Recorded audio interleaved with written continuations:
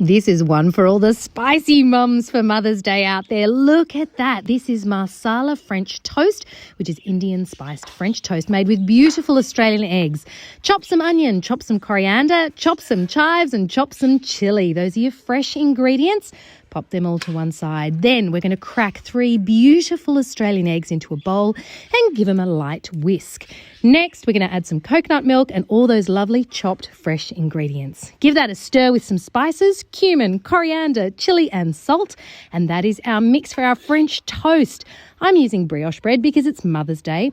Dunk it in that beautiful mixture and then fry it, flip it, top it with cheese and steam it. And repeat that process. Fry, flip, top with cheese, steam, fry, flip, top with cheese and steam.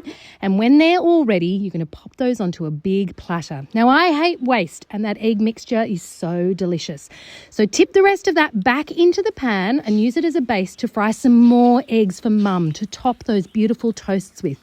These are absolutely sensational. Look at that. You've got a massive tray ready to serve your spicy mum in bed with her savoury Mother's Day breakfast, lunch or dinner, or you can do lovely little individual serves.